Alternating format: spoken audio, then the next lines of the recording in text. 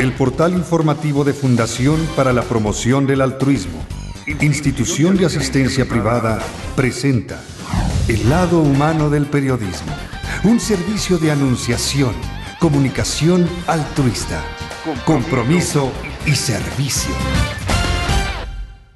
Hola, ¿qué tal? Un espacio de encuentro con los líderes sociales de México. Esta mañana vamos a hablar de un tema hermosísimo, son los narradores orales. A la antigua, desde siempre y en todas las culturas ha habido narradores orales que van transmitiendo la cultura de generación en generación, que van también aportando de su imaginación, de su creatividad, algunos agregados a las historias tradicionales, y estas historias tradicionales conservan su esencia, pero se van renovando y actualizando según el sentir de cada época, de la forma en la que va evolucionando cada comunidad donde se cuentan estas historias. Para platicar de la importancia de la narración oral como alternativa real ante la falta de lectura, hay rezago en el aprecio por la lectura, al menos en México. Seguramente en algunos países de América Latina también es evidente que no hay mucha atracción, mucho aprecio a la lectura, pero tiene que ver con que en México al menos todavía existe ese deseo preferencial por encima de todas las cosas de estar en convivencia con otras personas. Entonces ese deseo de estar cara a cara compartiendo la vida y compartiéndola también de manera hablada, es decir, contándonos la vida unos de otros, pues ese amor preferencial por ello hace que la lectura no sea lo más atractivo, porque nos pone en solitario, en una situación de aprendizaje, sí, de descubrimiento de muchas cosas en el mundo que se nos revelan a través de los libros, pero se suprime ese trato y ese encuentro con lo real en relación con las otras personas con las que vivimos. Así que los narradores orales siguen siendo lo mejor que podemos ofrecer al mundo y la mejor oportunidad para el encuentro humano. Está con nosotros para hablar de esto Beatriz Elena Falero y Martínez. Ella es directora general de Narradores Orales de Santa Catarina, Cuentos y Cantos en Xochimilco. ¿Cómo estás, Beatriz? Buenos días. Muy bien, encantada de estar aquí. Pues estamos dispuestos a sacarte toda la sopa, como se dice. Ay, me encanta, pues imagínate, ese es mi tema. Qué bueno. Pues queremos que nos cuentes desde dónde vienen estos narradores orales como reconocidos socialmente en el mundo, en México propiamente, luego en Xochimilco, y cuál es tu defensa ante esta posibilidad para el encuentro humano. Tus argumentos en defensa de esto como alternativa a la lectura. Sí, pues mira, son un montón de preguntas, pero... Ya sé, pero tenemos 45 minutos para platicar y no quiero que desaprovecharte de ningún modo. Que estés con nosotros es un honor. Muchísimas gracias. Sí. Gracias. Bueno, esto viene, llegó aquí a México Francisco Garzón Céspedes, un cubano, que traía la idea loca y que había viajado por Latinoamérica ya, intentando contagiar de esta manera de contar. Entonces yo tomé un taller con él en 1986. Soy si no la más antigua, sí de las más antiguas de este movimiento de narración oral en México. ¿Cuándo comenzó? En 86. En 86. Y yo estoy cumpliendo 26 años de narrar cuentos. O sea, desde que llegó este señor cubano, ¿ustedes tomaron la idea de inmediato? ¿No se esperaron? Él nos dijo, porque le preguntamos que cómo hacía en Cuba.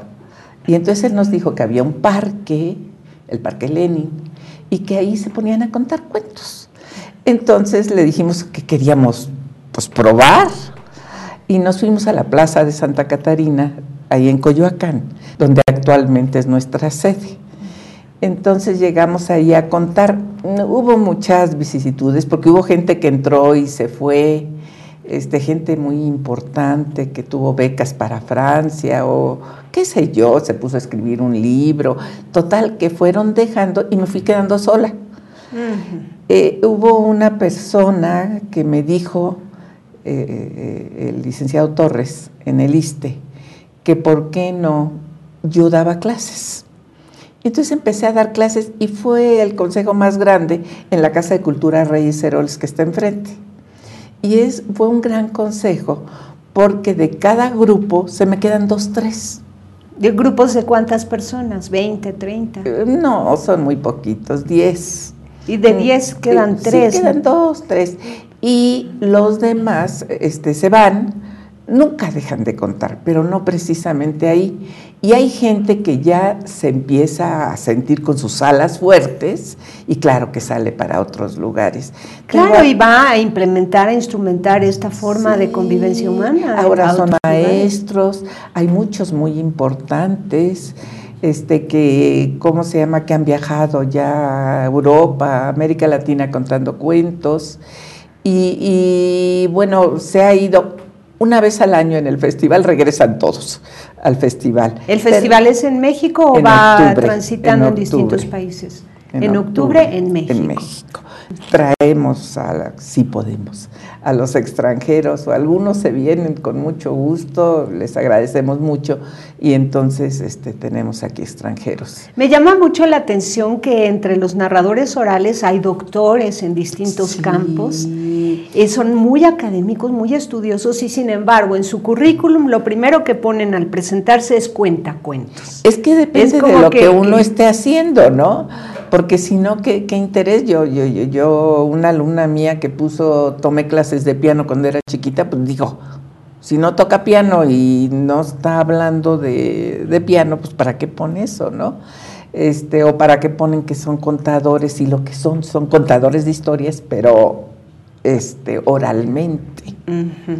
Claro, pero veo que es como que lo que más les gusta de toda su carrera. Doctores en ciencias, doctores en psiquiatría, doctores en letras, doctores en pedagogía, en educación, y ponen primer lugar en la lista de su currículum cuentacuentos, y con mucho gusto. Le cambia a uno absolutamente la vida. Eric Berne es el padre del análisis transaccional, pero cayó en mis manos después de haber visto la obra de teatro El juego en que participamos. Su libro se llama El juego que todos jugamos. Y ahí me encontré, él dice que nosotros nacemos con la necesidad de caricias, un hambre de caricias enorme. Y cuando estamos chiquitos, pues todo el mundo nos acaricia, la mamá, el papá, los amigos, los maestros, todos. Pero conforme vamos creciendo, ya no se ve bien que sean de uno acariciando, ¿no? No vas a acariciar al conserje, al jardinero, digo, no. Pero esa hambre de caricias la seguimos teniendo. Entonces esa se llena dice Verne, que es el reconocimiento del otro, de que ahí estás. Entonces lo puedes llenar con una mirada, con una sonrisa, con una aceptación, con un estrechar manos. Esas son caricias que por eso cuando te ignoran es terrible. Claro, es como estar muerto. Benedicto XVI dice algo muy lindo entre sus grandes obras teológicas, donde mete mucho de filosofía y antropología filosófica, especialmente porque le interesa a la persona humana. Dice, si soy amado, es bueno que yo exista. Ay, qué divino. ¿No es hermoso? Sí, si soy amado, es bueno que yo exista. Si no soy amado, entonces, ¿qué hago aquí, no? Claro. Sí. Entonces, bajo este concepto, yo pienso que el contar cuentos es toda una transacción de caricias. Porque tú estás atendiendo, aunque tengas 500 personas, tú intentas que cada una vea que la tomas en cuenta. Nosotros no vemos al público como una masa, nosotros vemos a los individuos y tratamos de ver tantito aquí, tantito allá, tantito acá. Si alguien lo vemos como para decirle algo, lo ponemos de ejemplo. Por ejemplo, a un niño era una niña exactamente como tú, ¿no? Bueno, no, si es niño, niño. Y entonces eso es estarle prestando atención, estarle dando caricias. Y que viva la obra que estás contando, la historia que estás contando. Claro, y uno también, porque le están prestando atención, o sea, también lo están acariciando a uno, claro, no vamos a decir que eres el centro de atención al contar una historia. Entonces te digo, son caricias que van y vienen. Ajá.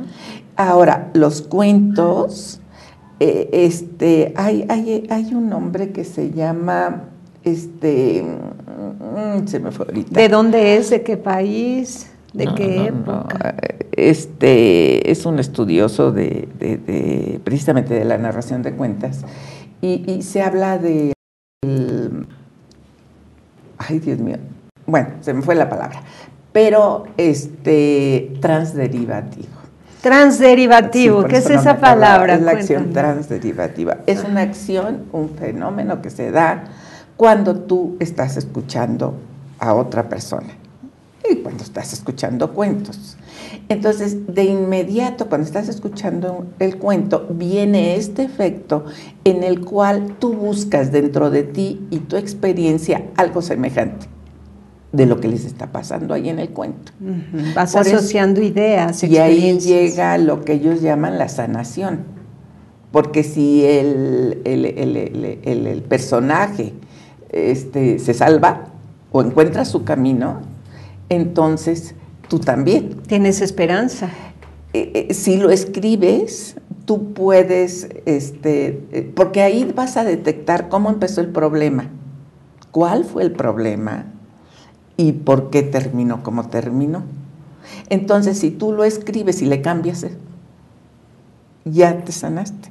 O sea, ya aprendiste que así no es. Uh-huh. Yo recuerdo mucho una persona del público que iba todos los domingos y él me decía siempre que trabajaba mucho en la semana, que tenía mucho trabajo y además dependían de él muchas familias. Y un día le llegaron y le dijeron, hace tiempo era por desgracia, es cotidiano, que tenía que correr, no sé, a 200 personas. Y él se quiso morir. Es una persona muy religiosa, es una persona muy generosa. No iba nada más a firmar y a correrlos. Y le dolía en el alma tener que liquidarlos. Dice, ¿cómo les voy a decir que ya no pueden ir a trabajar y que a partir de mañana no tienen para comer, no tienen para la renta, no tienen para pagar la colegiatura de sus hijos? Y nos quedamos picados con la historia de la persona que tiene que liquidar a 200 personas. Regresamos. Sí, y que no es cuento. Y que no es cuento. Regresamos.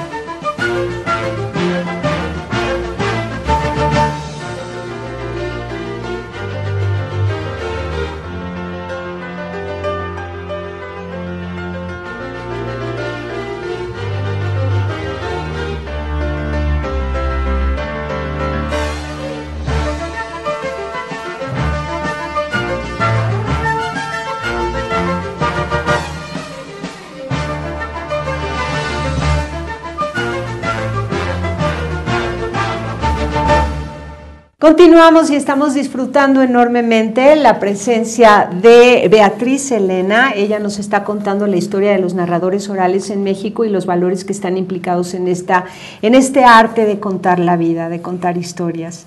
Pero antes nos platicabas, como un paréntesis, la historia de esta persona real que es muy compasivo, muy generoso y que tiene que liquidar a 200 personas y se acercó a ti a contarte su pena. No se acercó a mí en ese momento. Él simplemente fue, como todos los domingos, a escuchar cuentos. Ajá. Y dice que, nunca me ha dicho qué cuento fue, pero que escuchó un cuento de un rey. Y que entonces él dijo, no, si el rey pudo, nosotros también. Y se fue el lunes a su oficina y no corrieron a los 200 empleados. Entonces a mí siempre me ha impresionado eso, pero nunca me ha dicho el nombre del cuento. ¿No o cuál será el fue. Rey Midas que convertía todo en oro? Pues sería muy buena, ¿no? Pero no creo que él pudiera, de todas maneras. Entonces, sí, a veces encuentra uno a través de esto transderivativo, encuentras tu solución. Soluciona las cosas. Sí. Yo trabajé en hospitales y en los hospitales yo llevaba varios cuentos y cuando llegaba veía cómo estaba el enfermo, como que se vuelve uno también alcanza a ver más, porque es muy observador, como que saca su antenita. Y yo creo que uno de los requerimientos para un cuentero es querer a la gente. Digo, tú no puedes contarle a la gente ni que te preste atención si te cae mal, ¿no? Tiene que haber algo, un carisma, ¿no? Entre los dos. Entonces, cuando iba a hospitales me encantaba. Entonces ya llegaba y les empezaba a contar las historias. Y generalmente, sí, muchas veces me lloraba. Se conmovían. Sí, y ahora yo les decía, no llore porque yo lo vine a divertir y me van a correr. Pero yo sabía que era sanación lo que yo... Estaban llorando de emoción, de es una forma de purificarse, ¿no? Sí, sí. Claro, y de llorar por lo que están reprimiendo. No lloran para no asustar a la familia que los cuida mientras están en el proceso de alcanzar y recuperar la salud, pero ante un extraño que llega generosamente a contar un cuento, pues se da la ocasión de poder llorar aquello que no habían llorado, ¿no? Ahora, ¿cuál es el perfil de un cuentacuentos? Primero, ¿de qué maneras les puedes llamar? ¿Contadores, cuentacuentos? Mira, hay muchas, cuenteros, dijiste también. Perdón, ¿cómo se llaman? Bueno, hoy ando media loca. Pero es que es muy temprano. Bueno, es que quiero decirles que Beatriz Elena escribió una conferencia esta noche y se desveló. Hasta la madrugada escribiendo como buena literata, ¿no? Es que la tenía amante que entregar de las ya. Es para una asociación española. Ajá. Me pidieron un cuento grabado y se lo mandé desde diciembre y me dijeron, date el tiempo para la conferencia y yo... ¿Qué asociación es? Es de narradores. De narradores orales. Universidad, y es una universidad. Entonces, no me acuerdo del nombre ahorita. Pero dime, volviendo al tema, ¿cómo se les llama? ¿Narradores orales, cuentacuentos? Mira, a mí Francisco, que fue mi maestro, él decía que el cuentero se lo dejamos a los cuenteros de pueblo. Cuentero. ¿No? Cuentero. Narrador oral, pues cualquiera que habla, ¿no? Narrador oral escénico es lo que nosotros hacemos, ¿no? Sus alumnos, que es trabajar en escena, ¿no? Y para mucho público, porque no es lo mismo que tú cuentes para tus nietos, que cuentes en una noche bohemia con tus amigos, o que cuentes para mucha gente, ya en un teatro. Entonces ese es narrador oral escénico. Escénico, sí. ¿Y cuentacuentos? Y cuentacuentos ya es la palabra autorizada por la Real Academia, ¿no? Hay gente como yo que no nos gusta, pero porque se nos hace que te remonta a los narradores para niños. Y nosotros contamos todo. Historias costumbristas de todo tipo. Sí. Y también los cuentos de la literatura.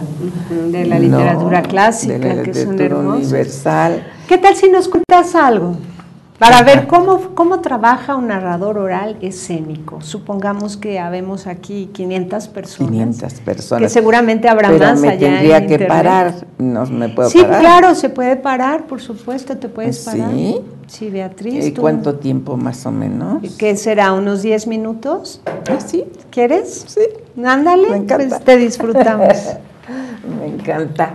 Les voy a contar un... A ver, de este lado, por favor. De este lado.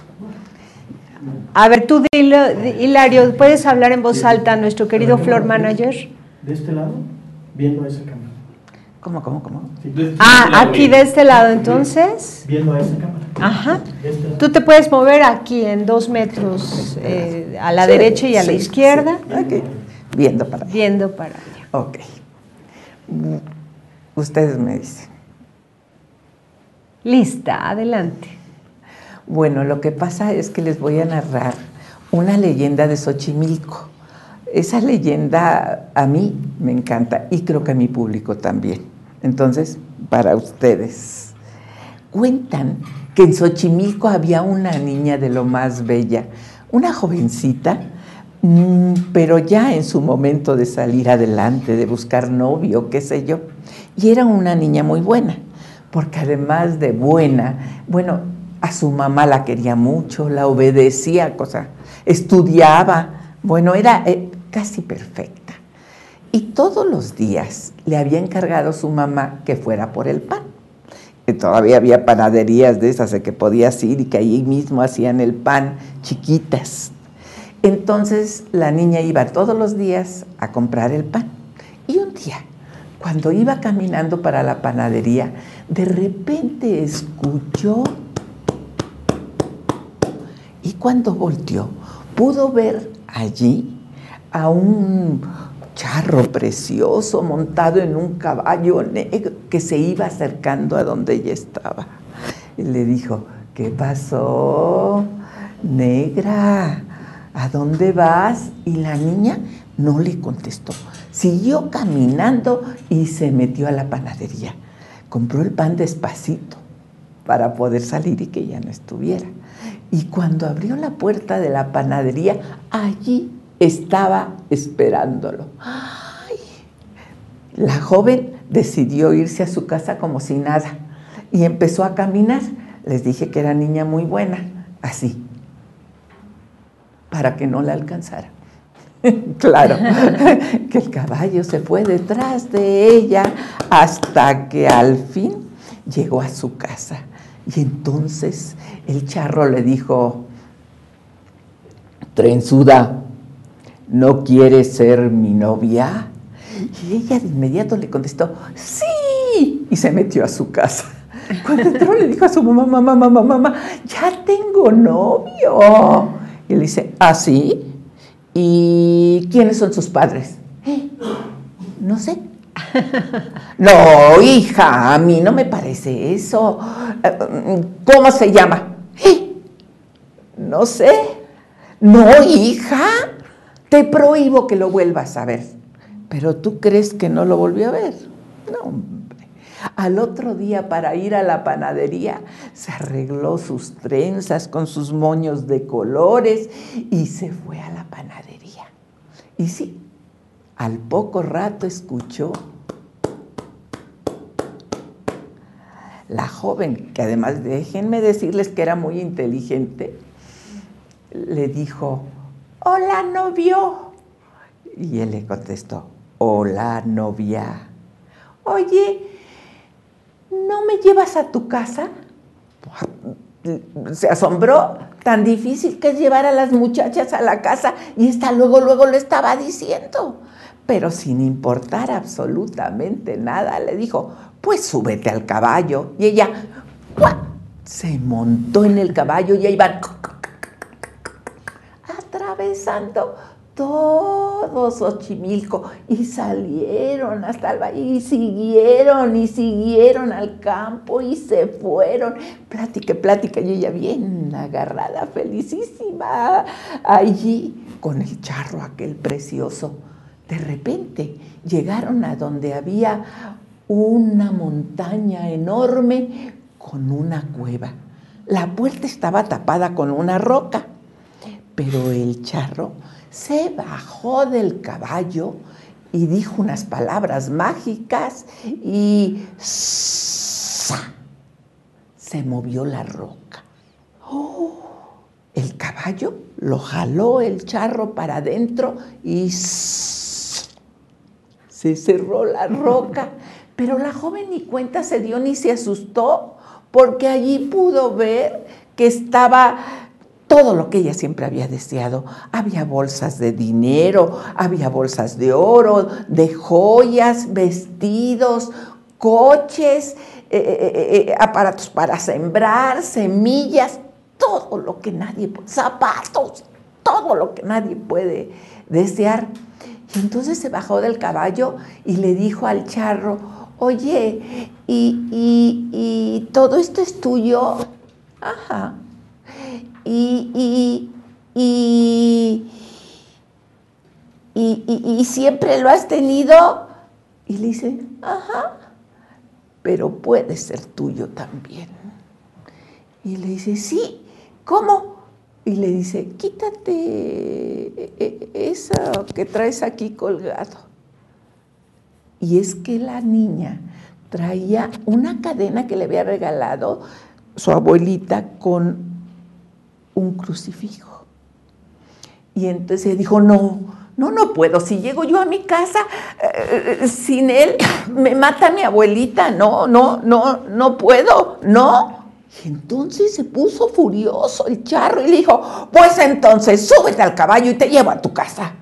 Y no tuvo ni que brincar, como si la hubieran levantado, cayó en las ancas del caballo y salieron. Y ahora no se tardaron, así, llegaron a su casa. Ella se bajó, le dijo: adiós, novio, y se metió a su casa y le dijo: mamá, mi novio es rico. Y la mamá le dijo: ¿y ahora sí ya sabes dónde vive? Sí, pero no sé la dirección. Estaba lejos. No, hija, a mí eso no me gusta. ¿Viste a sus padres? No. ¿Y cómo te vas a meter a un lugar donde no están los padres, hija? Tú eres una niña decente. No lo vuelves a ver. Pero ustedes creen que no lo volví a ver.